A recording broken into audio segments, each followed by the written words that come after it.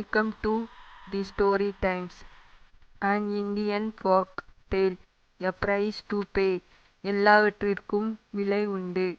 வெகு காலத்திற்கு முன்பு வெகு தொலைவில் இருந்த ஒரு நாட்டை ஒரு அரசர் ஆண்டு வந்தார். அவர் மிகுந்த வீரத்துடன் திகழ்ந்தாலும் அவரிடம் ஒரு குறை இருப்பது.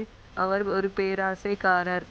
அவர் எப்பொழுதும் மிக உயர்ந்த வெகுமதிகளை எதிர்பார்க்க மாட்டார். ஆனால் ஏதாவது ஒரு வெகுமதியை எப்போதும் எதிர்பார்ப்பார். ஒரு நாள் அரசர் தனது ராஜ்யத்தை சுற்றி பார்க்க கிளம்பினார். அரண்மனையின் வாசலுக்கு வந்தபோது அங்கு ஒருவன் நல்ல பெரிய கோழியை கையில் வைத்துக்கொண்டு நிற்பதை கண்டார். வந்தவன் தன் தலையை பணிவுடன் தாழ்த்தி, மேன்மை தாங்கியவரே, என் பெயர் கோபால். உங்கள் பெயரில் நேற்று சூதாடிய போது இந்த கோழியை வென்றேன். இது உங்களுக்கு சொந்தம் என்றான். அரசர் மிகவும் மனமகிழ்ந்தார். முகத்தில் புன்னகை பொங்க, இந்த கோழியை என் கோழிப்பண்ணை காப்பாளரிடம் கொடுத்துவிடு என்றார். கோபால் அதற்கு ஒப்புக்கொண்டு சென்றார். நடந்த இந்த விஷயத்தால் மிகவும் மகிழ்ந்து அரசர் தன்னுடைய நகர்வலத்தில் மறந்துவிட்டு அரண்மனைக்கு திரும்பினார். அடுத்த நாள் திரும்பவும் நகர்வலத்திற்கு கிளம்பினார். வாசலில் இன்றும் கோபால் நின்று கொண்டிருப்பதை பார்த்தார்.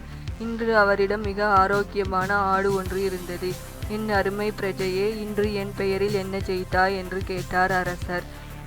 மாட்சிமை பொருந்தியவரே, நான் இந்த ஆட்டை ஜெயித்தேன். இது உங்களுக்கு தான் என்று தலையை தாழ்த்தி பணிவுடன் சொன்னான். அரசருக்கு மிகவும் சந்தோஷம் உண்டானது. அற்புதம், இதனை என் ஆடுகள் மேற்பவரிடம் கொடுத்துவிடு என்று சொல்லிவிட்டு அரண்மனைக்கு திரும்பி சென்றார். மூன்றாவது நாள் வந்தபோது அரசருக்கு தன்னுடைய வெகுமதியாக கோபால் என்ன கொண்டு வந்திருப்பான் என்று தெரிந்து கொள்ளும் ஆவல் ஏற்பட்டது.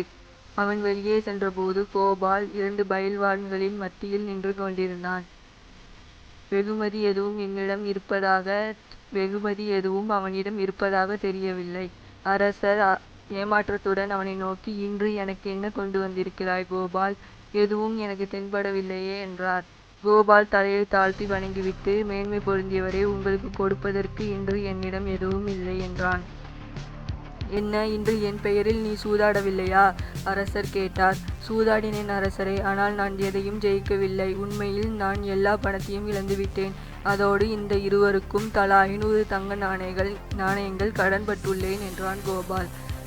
நான் உங்கள் பெயரில் சூதாடி தோற்றதால் நீங்கள் இந்த இருவருக்கும் தலா 500 தங்க நாணயங்கள் கொடுத்து விடுங்கள் என்று தொடர்ந்து சொன்னான். அரசர் இதை கேட்டு அதிர்ச்சியடைந்து, என்ன, நான் கடனை அடைக்க வேண்டுமா? நீதானே சூதாடினாய், நான் இல்லையே என்றார். கோபால் புன்னகையுடன், அரசே, நீங்கள் சொல்வது சரிதான். உங்கள் பெயரில் தான் முன்பும் சூதாடினேன். ஆனால் வென்றதையெல்லாம் உங்களுக்கே கொடுத்து விட்டேன். அதேபோல் தோற்றதும் உங்களுக்கு தானே சொந்தம் என்றான். அரசர் தன்னுடைய தவற்றை உணர்ந்து, நான் மிகவும் முட்டாளாகவும் பேராசைக்காரனாகவும் இருந்துவிட்டேன். இப்போது அதற்கு நான் விலை கொடுத்தே ஆக வேண்டும் என் தனக்குள் எண்ணிக்கொண்டார். அவர் தன் பக்கத்தில் இருந்த அமைச்சரை நோக்கி, நமது கஜானாவிலிருந்து பணம் எடுத்து வாருங்கள் அமைச்சரே, நான் இவர்களுக்கு கொடுக்க வேண்டும் என்றார்.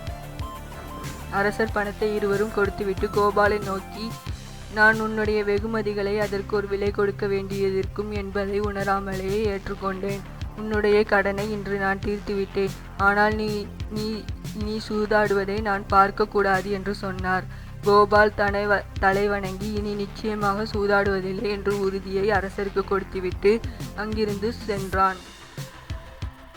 நன்றி. தேங்க்யூ ஃபார் வாட்சிங்.